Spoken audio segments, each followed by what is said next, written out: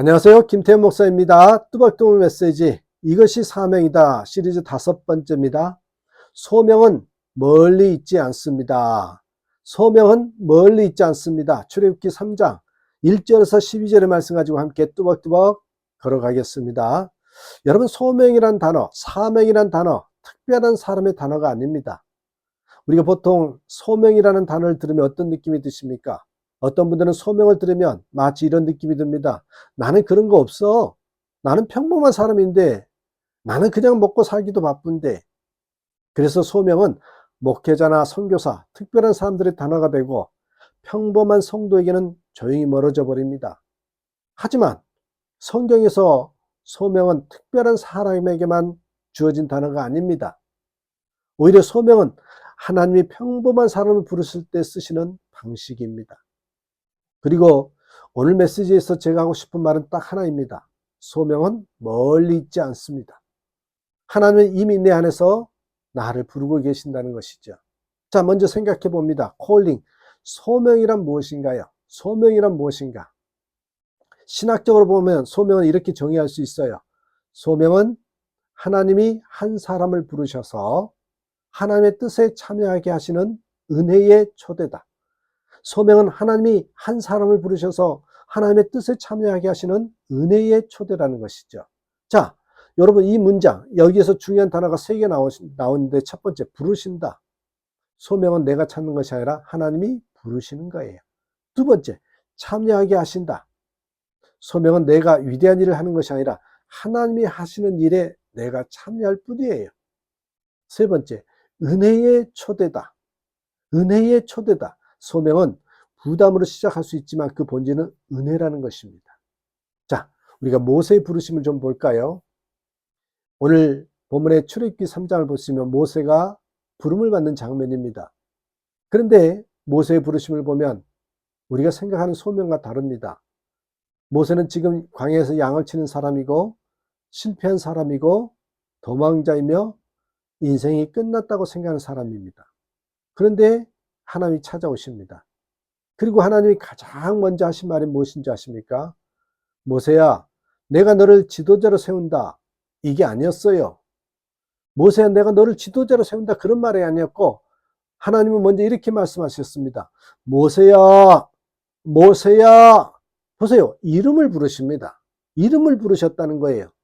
하나님은요, 일을 먼저 주시기 전에 사람을 먼저 부르십니다. 여러분, 소명이라는 것은 업무 배정이 아니에요. 먼저 관계 회복이에요. 자, 여러분, 하나님은 우리를 어떻게 부르신다고요? 우리가 1편부터 4편까지 보았습니다. 어떻게 보면 사명의 4가지 언어로 정리할 수 있겠어요. 첫 번째, 더 가진 것이 사명이다. 무슨 의미입니까? 하나님은 맡기심으로 부르신다는 거예요. 하나님은 우리가 가진 것을 통해 부르십니다. 남보다 탁월한 재능과 머리가 있습니까? 남보다 더 가진 물질이 있습니까? 남보다 건강한 몸을 가지고 있습니까? 남들이 부러워할 직업을 가지고 있습니까? 여러분, 그게 사명이래요. 나 혼자 잘 먹고 잘 살게 한 것이 아니라 하나님의 사명을 감당하라고 주신 것이라는 거예요. 그래서 예수님께서 이렇게 말씀하셨죠. 누가복음 12장 48절에서 많이 받은 자에게는 많이 요구할 것이요.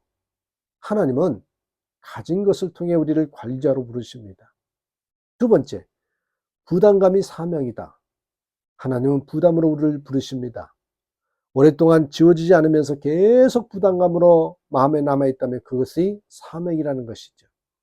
때로는 부담이 감정처럼 보이지만 사실은 하나님의 호출을, 하나님의 초대일 때가 많습니다. 느헤미야 1장 3절 4절에 보면 느헤미야는 부담을 듣고 울고 금식하고 기도하잖아요. 여기서 중요한 것은 이것입니다. 부담은 당장 뛰어들라, 그런 뜻이 아니라 먼저 하나님께 가져오라, 이 사인이라는 것이죠. 그래서 부담감은 사명이 아니라 사명으로 들어가는 문이라고 정확히 말할 수 있겠습니다. 세 번째, 아픔이 사명이다. 하나님은 아픔을 통해 우리를 부르십니다. 물론 여기서도 균형이 필요하죠. 아픔은 결코 좋은 것이 아닙니다. 아픔을 미워하지 않습니다. 그러나 하나님은 이 아픔을 헛되게 하지 않으십니다. 고린도후서 1장 3절에서 5절에 보니까 환난 중에 이루어서 우리로 하여금 위로하게 하시는 하나님. 아픔은 나를 무너뜨리려고만 오는 것이 아니라 나를 통해 누군가를 살리기 위한 그런 기피로도 사용된다는 것이죠. 세 번째로 여러분, 꿈이 사명이다. 네 번째, 꿈이 사명이다. 하나님은 꿈으로 부르십니다. 분명히 말씀드렸어요. 꿈과 야명은 달라요. 하나님이 주시는 꿈과 나의 욕망으로부터 나오는 야명은 다르다는 것이죠. 빌립보서 2장 13절에서 너희 안에 소원을 두고, 하나님이 주신 꿈은 사람을 높이기보다 사람을 살리는 방향으로 흐릅니다.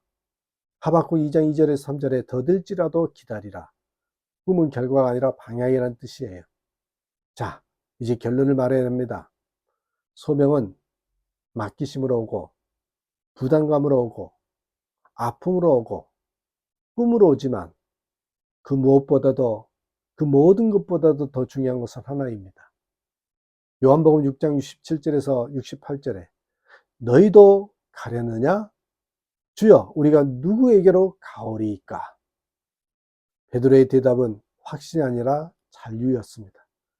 소명은 결코 떠나지 않는 게 소명이에요. 내가 있는 그 자리를 떠나지 않는가. 자, 설교를 마치면서 한 장면으로 이 시리즈를 끝내고 싶습니다. 어느 교회에 한 노 권사님이 계셨습니다. 교회가 부흥할 때도 있었고, 사람이 빠져나갈 때도 있었고, 목회자가 여러 번 바뀌기도 했습니다.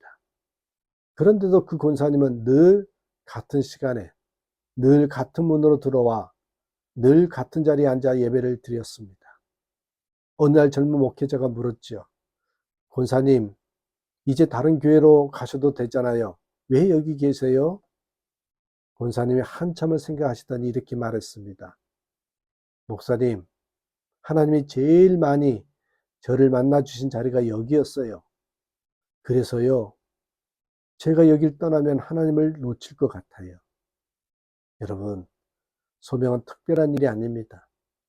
소명은 하나님이 나를 만나 주셨던 자리를 끝까지 떠나지 않는 믿음입니다.